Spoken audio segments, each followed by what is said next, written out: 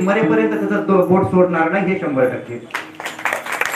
त्यामुळे जन्माला आल्याबरोबर लेकराच्या हातात ज्ञानेश्वरी द्या, नका कळू देऊ त्याला, पण त्याची आणि त्या आईची, त्याची आणि त्या ज्ञानेश्वरीची एकदा जर असणारी भेट झाली तर मी असणार कोऱ्या कागदावर लिहून देतो, आयुष्यात तो कधीच असणारा अपयशी ठरणार नाही. पण हातात काय पाहिजे, त्याची असणारी साधना करणारे आमचे विठ्ठल महाराज असतील, आमचे बाबा असतील, श्रीराम महाराज आहेत, आमचे गायनाचार्य आहेत, घोडके महाराज, आमचे प्रकाश अप्पा, मी मागच बोलून गेलो, धर्मराज आहेत आमचे, धर्माचं कार्य असावं आप्पा नसावं असं कधीच होत नाही. आमचे धर्मराज आहेत, आमचे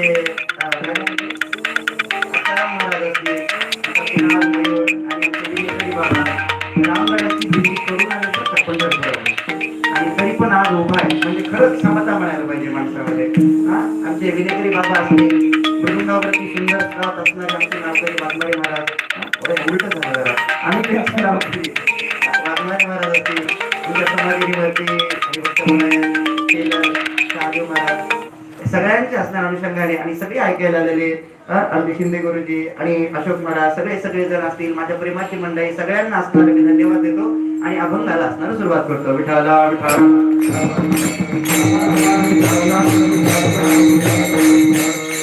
परंपरा असते बघा, परंपरा टिकवणं सगळ्यात महत्वाचं आहे. आता महत्वाच्या मुद्द्यावर लक्ष करून ठेवा, जगामध्ये भगवान परमात्मा कुठेही जायला रिकामा नाहीये. जगामध्ये भगवान परमात्मा कुठेही जायला रिकामा नाहीये. म्हणजे श्री गुरु चैतन्य महाराज सांगत असतात, ज्या ठिकाणी भक्तीचा जिव्हाळा आहे तिथंच भगवंत येत असतो. जिथं भक्तीचा जिव्हाळा नाहीये, भक्तीमध्ये एवढी जरी कुसर झाली तरी पण भगवान परमात्मा येतो का? येत नाही. मग तिळ मात्र जरी कुसर झाली तरी, आपण सगळ्यांनी कहाणी ऐकलेली आहे, सेना महाराज दरवर्षी असणारे जायचे पंढरपूरला, दरवर्षी देवाचं डोकं खाली असायचं का? कारण सेना महाराज तुमच्या भक्तीचं ऋण माझ्यावर तेवढं आहे, तुमच्या भक्तीचं असणारं ओझं माझ्यावर तेवढे की माझं मस्तक एक वरी उठत नाही. आणि एकदा फक्त असणारं वस्त्र लावण्यासाठी एक गोटा घेऊन गेले, तेव्हा भगवंताचं डोकं कुठं होतं? वर होतं का? कारण तो माझ्यासाठी नव्हता आला, तो कोणासाठी आलता? वस्त्राच्या गोट्यासाठी आलता. म्हणजे तिळ मात्र सुद्धा असणारा भगवंताला कमीपणा जमत नाही. निष्ठावंत भाव भक्ताचा स्वधर्म आहे भक्ताचा. त्यामुळे भगवान परमात्मा कुठेही यायला रिकामा नाहीये. मग ती असणारी द्वारकेची मूर्ती, ती असणारी भगवान परमात्मा तीनच ठिकाणी असणार प्रकट झालेला आहे. तीनच ठिकाणी. पहिल्यांदा ती द्वारकेची मूर्ती भीमाखाटी भगवान पुंडलिकासाठी येऊन उभा राहिलेली आहे. पुंडलिके बरे गेले, पुंडलिकाने असणार भगवान परमात्म्याला ती द्वारकेची मूर्ती पंढरपुरामध्ये उभी केली. आपल्या सगळ्यांसाठी आपला मायबाप कुठे आणून ठेवला? पंढरपुरामध्ये. पहिली गोष्ट. दुसऱ्यांदा भगवान परमात्मा आले, द्वारकेची मूर्ती एकनाथा घरी पाणी वागे हरी. दुसरी असणारी भगवंताची मूर्ती प्रकट झाली, ती कुठे प्रकट झाली? नाथ महाराजांच्या घरी पैठणला. स्वतः असणारी तो विजयी पांडुरंग त्या ठिकाणी उभा राहिला. द्वारकेची मूर्ती दुसरी तिथं आली आणि द्वारकेची मूर्ती तिसऱ्यांदा आपल्या असणाऱ्या संस्थांवरती आले का? कारण रामानंद स्वामीची ती भक्ती बघून मांडीवरती बसून लोणी खाण्याचा असणारा जो सामर्थ्य, ते सामर्थ्य असणार रामानंद स्वामीचं. म्हणून परंपरा ही महत्वाची. विठाला विठाला.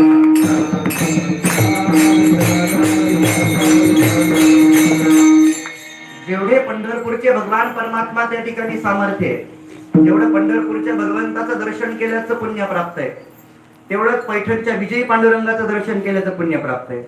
आणि जेवढं असणारं विजयी पांडुरंगाचं दर्शन घेतल्याचं पुण्य प्राप्त आहे, तेवढंच मुरलीधर भगवंताचं दर्शन घेतल्याचं पुण्य प्राप्त आहे. विठाला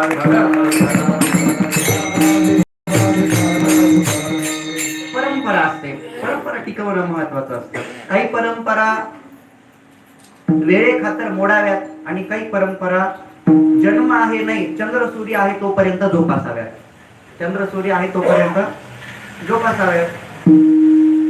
कोरोना गेला, कोरोनाच्या वेळेमध्ये 4 लोकांनी एकत्र येऊन भजन करायचं नव्हतं, ती परंपरा झाली होती. वर्ष कोणीच एकत्र येत होतं का 4 माणसाच्या वर?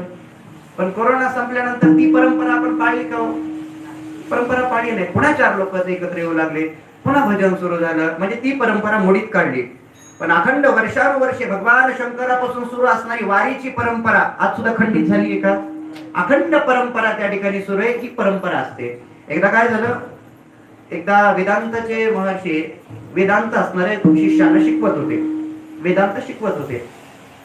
विषय कसा असतो, एक असणारी गोष्ट परत परत परत परत घडू लागली तर ती काळानुसार परंपरा बनत चालतात.